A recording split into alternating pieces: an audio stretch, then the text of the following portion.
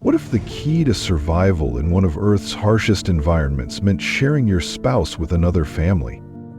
Welcome to Greenland, where the U.S. once sought to claim a vast Arctic land, where disputes are settled not with courts, but with drums and dancing, and 80% of the territory remains untouched.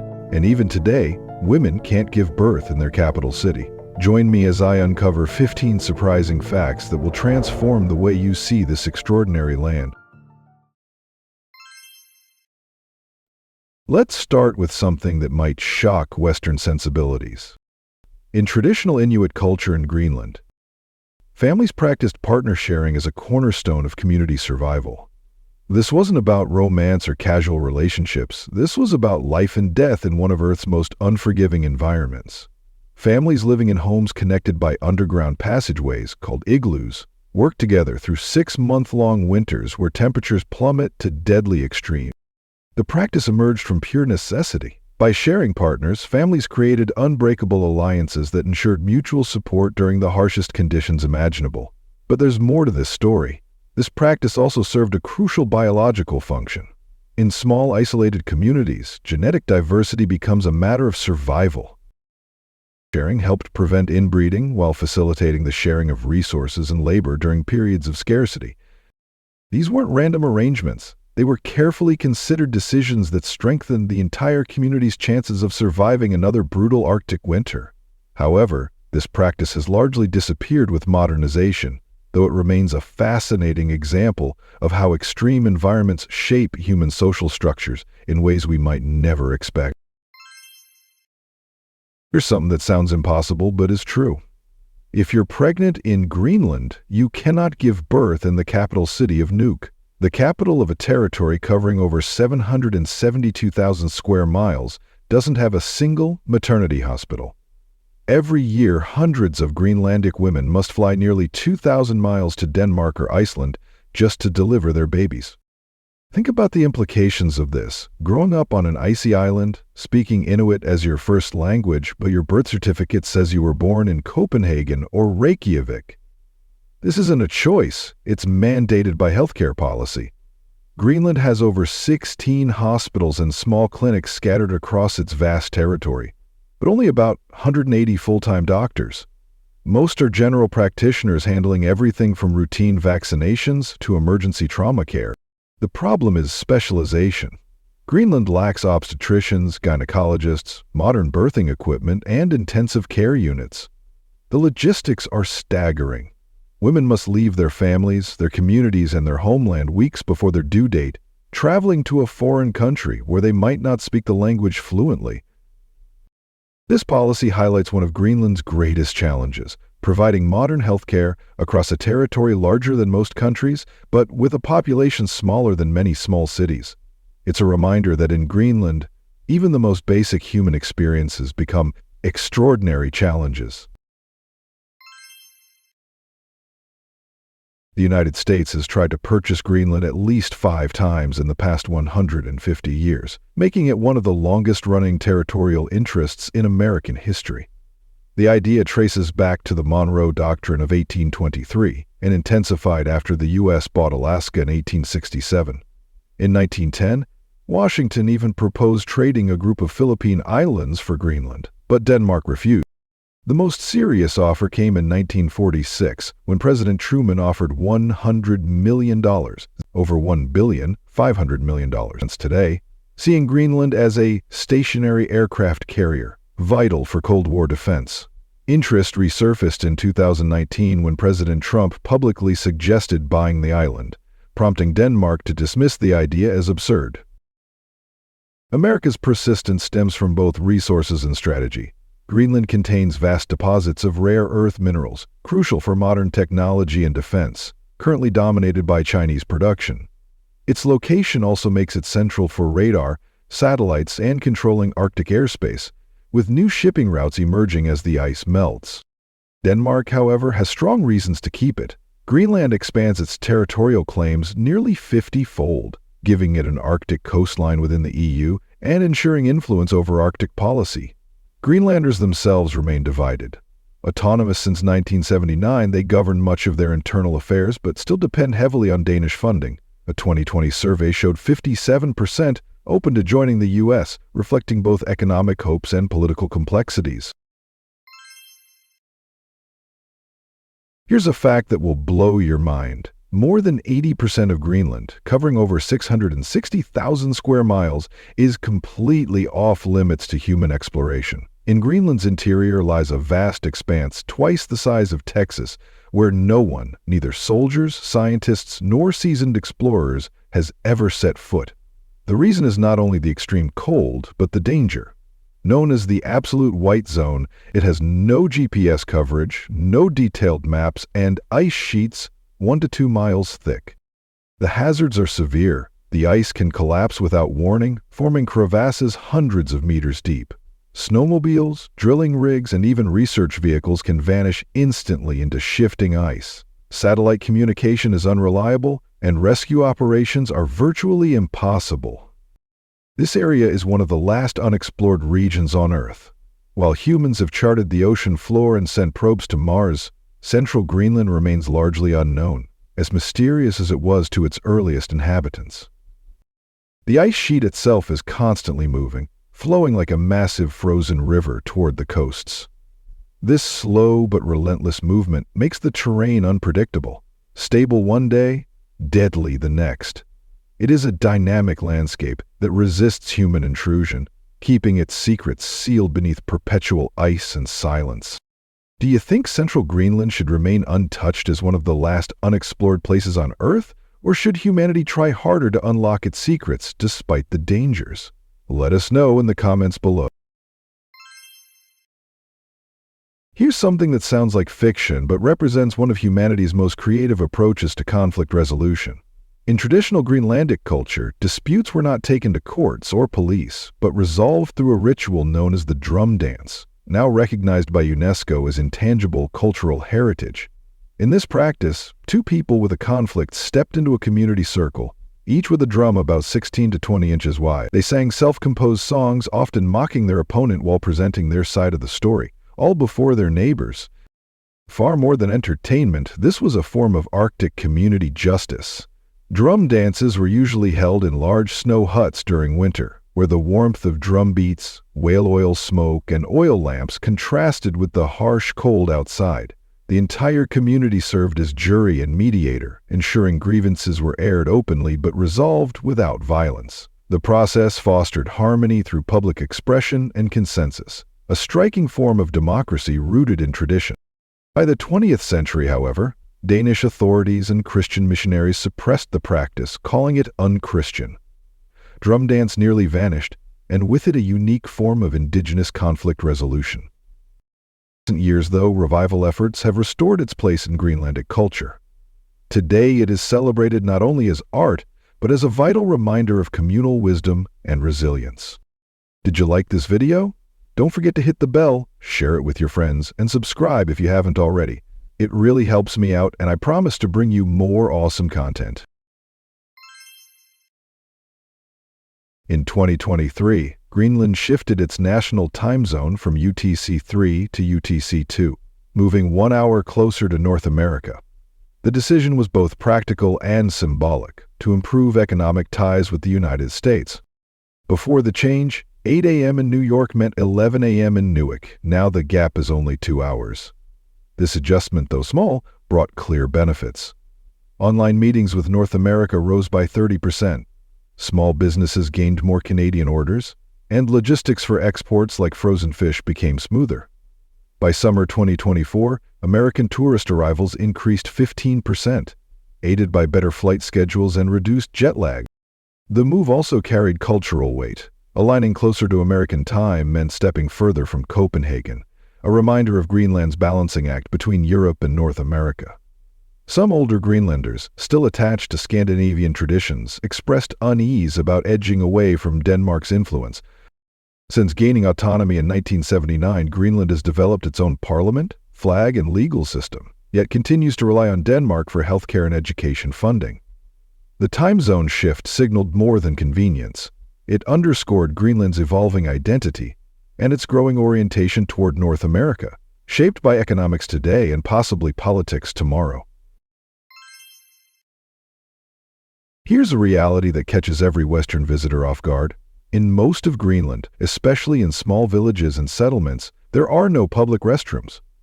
This isn't an oversight or poor planning. It's a practical reality shaped by extreme climate and sparse population distribution. Colorful scenes of daily life in the villages are often without public restrooms, entirely unremarkable in our view of the place because of the cold sleepiness of the night. With over 70% of Greenland's population scattered across coastal settlements, many with only 100 to 300 residents, building and maintaining modern public facilities becomes nearly impossible. The economics simply don't work when winter temperatures regularly drop below -40 degrees Fahrenheit, freezing pipes, destroying water systems, and making maintenance costs astronomical. In many settlements, every household manages their own sanitation needs, often using simple dry toilets and wooden sheds with no plumbing, or basic bucket systems that require regular emptying. These aren't temporary solutions. They're permanent adaptations to an environment where conventional infrastructure simply cannot survive. For visitors, this creates some awkward situations. If you find yourself in urgent need while visiting a small village, you can't just look for the nearest public facility. Knocking on someone's door to ask for bathroom access could be seen as rude, or an invasion of privacy unless you're accompanied by a local guide. Or ask very politely with proper cultural understanding.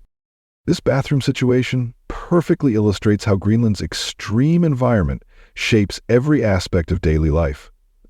What we consider basic infrastructure in temperate climates becomes luxury amenities in the Arctic, where survival takes precedence over convenience.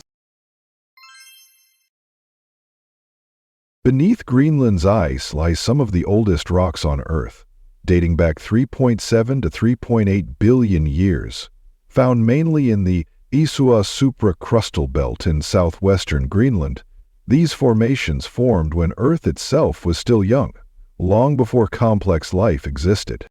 Scientists from institutions such as MIT and Rensselaer Polytechnic Institute have studied them using uranium-lead dating. Their findings reveal preserved magnetic signatures in iron oxide minerals, showing that Earth's magnetic field, though weaker, has remained stable for billions of years. Another key site is Aquileia Island, where rocks of similar age may hold the earliest traces of life. Some researchers argue they contain sedimentary structures pointing to biological activity, sparking ongoing debate about when life first appeared. These rocks have endured asteroid impacts, ice ages, and tectonic shifts, surviving as witnesses to Earth's earliest atmosphere, the arrival of water, and perhaps the first steps toward life. They transform Greenland from a frozen wilderness into a geological archive, preserving evidence of planetary evolution. By studying them, scientists gain rare insight into how Earth evolved from a molten, hostile world into the life-supporting planet we know today. A story written in stone beneath Greenland's ice. Now, let's talk about a phenomenon that would drive most people to madness. For up to 6 months each year, the sun never rises in northern Greenland. This isn't just a long winter night. This is a complete absence of sunlight for half the year. The polar night occurs because of Earth's 23.5-degree axial tilt, which causes the Arctic Circle to lean away from the sun during winter months. In places like Aganax, the polar night doesn't arrive all at once. It starts gradually in October and November, with periods of twilight when the sun hovers just below the horizon, providing some natural light during midday. But as December approaches, the darkness becomes profound, leading to true polar night conditions where there's no sunlight at all. The psychological impact is bad. Seasonal affective disorder is incredibly common, and residents rely heavily on light therapy to maintain their mental health. But the people of Greenland have not just survived this for thousands of years, they've thrived. They've developed cultural practices, social structures, and personal resilience strategies that allow them to remain active and engaged throughout months of complete darkness. During polar night, communities become even more tightly knit. People gather more frequently, share stories, work on crafts, and maintain social connections that become lifelines during the darkest months. If you think running a marathon is tough, wait until you hear about the races that take place in Greenland. Greenland hosts some of the world's most extreme athletic events, where survival is as important as speed. The Arctic Circle race is often called the toughest ski competition on Earth, a 3-day, 160-kilometer test of endurance where athletes must camp and cook for themselves in temperatures that can plunge below 20 dC. Skiing all day through wind and snow is only part of the ordeal. At night, participants melt snow for water and sleep on frozen ground inside ice-crusted tents. The Nuuk Marathon brings challenges of its own. Held in a city built on permafrost, it forces runners to contend with thin air, sudden blizzards, and uneven terrain. Conditions can swing from sunshine to whiteout in minutes, making every kilometer a struggle. Perhaps most infamous is the Polar Circle Marathon in Kangerlussuaq, run along the edge of the Greenland ice sheet. Covering 26.2 miles in such an isolated and unforgiving landscape demands not only physical strength, but mental resilience to endure the silence and vastness of the Arctic. Athletes who attempt these races seek more than medals. Many describe profound personal transformations, discovering reserves of strength they never knew existed, and a deeper respect for human resilience. These events draw competitors from around the world, adventurers who view conventional marathons as insufficient and come to Greenland to push themselves against one of the planet's harshest environments. Here's a danger that catches many visitors completely off guard: snow blindness, a condition that can strike without warning and leave you temporarily unable to see. This is a serious risk in Greenland's vast icy landscapes. Caused by intense ultraviolet radiation reflecting off snow and ice, it acts like a sunburn on the eyes. Symptoms include severe pain, redness, blurred vision, tearing, and even temporary blindness lasting for days. It can occur after only a few hours without proper protection. Greenland's conditions make it especially dangerous. Snow reflects up to 90% of sunlight, amplifying exposure from all directions. During summer, the midnight sun creates near-constant UV radiation, while in winter, the snow and ice continue to reflect powerful rays. Unlike a skin sunburn, the damage comes without warning, striking suddenly and leaving victims unable to see. An especially perilous situation in Greenland's remote terrain. For centuries, Inuit peoples developed ways to cope, fashioning bone or wooden goggles with narrow slits to reduce glare. Today, travelers rely on UV protective sunglasses, yet even modern gear can prove insufficient under Greenland's extreme conditions. Snow blindness remains one of the most insidious dangers of Arctic travel, turning the brilliance of Greenland's light hill landscapes into a hazard that can disable explorers in moments. From late May to late July, Greenland experiences the midnight sun, 2 months without darkness. Between May 25 and July 25, the sun never sets but drifts along the horizon, casting a golden glow day and night. The peak comes on June 21, the summer solstice, celebrated across Greenland with barbecues at midnight, children playing outside at 2 a.m., and communities alive under constant daylight. For locals and visitors, the experience is both energizing and disruptive. Many report heightened energy and social activity, while others struggle with disrupted circadian rhythms, insomnia, and a sense of temporal disorientation. Sleep masks and blackout curtains help, but the absence of night can still feel overwhelming. The phenomenon reshapes daily life. Work schedules stretch, social gatherings last longer, and the rhythm of entire communities shifts. It also creates unique opportunities. Hikers can trek around the clock, scientists maximize research time during the short Arctic summer, and photographers capture endless landscapes bathed in soft light. Yet challenges remain. The constant brightness can affect mood, sleep, and perception of time, reminding visitors that Greenland's natural cycles operate on rules unlike anywhere else on Earth. Would you enjoy living with 2 months of non-stop daylight, or would the lack of night drive you crazy? Let us know in the comments below. And don't forget to subscribe and follow the channel to discover more interesting things. In northern Greenland, especially in places like Quannaaq and Thule, sled dogs are subject to strict residency rules.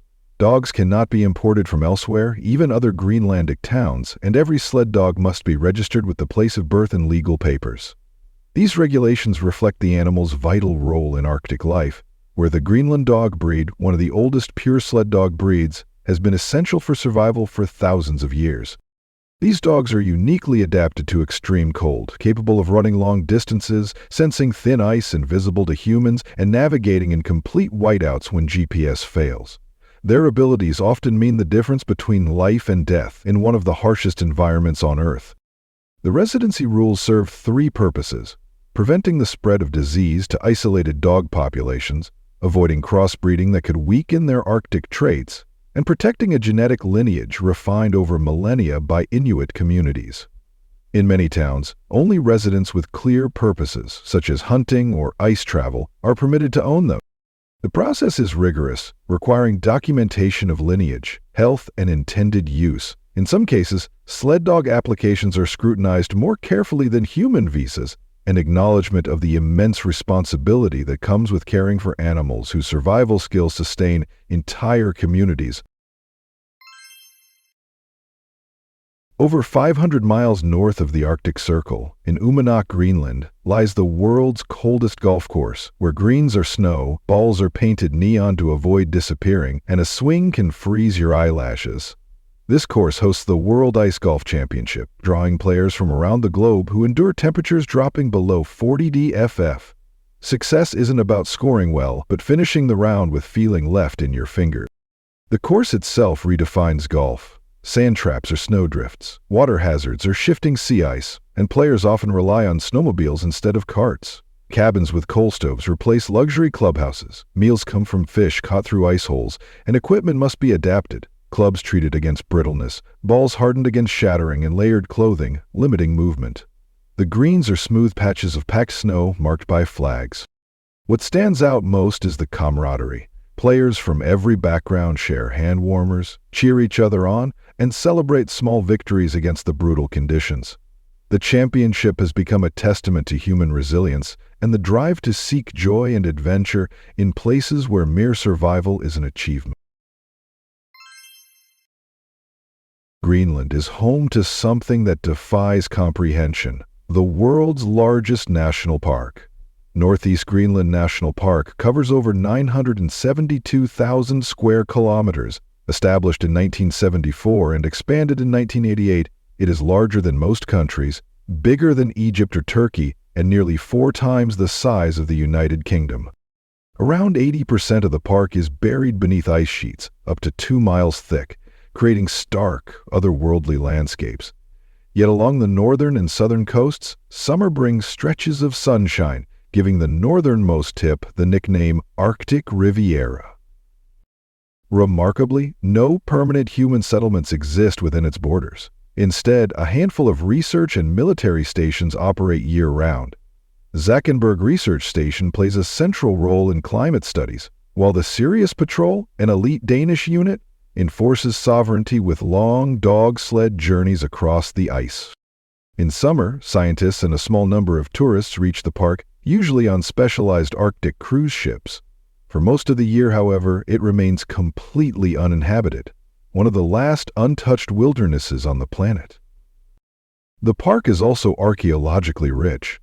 The cold climate has preserved artifacts from Paleo-Inuit and Neo-Inuit cultures, tent rings, tools, and other remains that reveal how early peoples adapted to life in the extreme Arctic, offering insights into resilience and survival in an environment few today could endure. From ancient customs that challenge our understanding of human relationships to natural phenomena that defy belief, Greenland proves that our world still holds incredible secrets. We've journeyed through a land where dogs need residency papers, where conflicts are resolved through dancing, and where the sun refuses to follow the rules we take for granted everywhere else on Earth. What surprised you the most about Greenland's unusual practices and extreme conditions? Share your thoughts in the comments below, and don't forget to subscribe for more incredible discoveries about our world's most mysterious places. Thanks for being with us. Leave a comment, like to show your support, and remember to hit that subscribe button for more exciting videos. See you next time.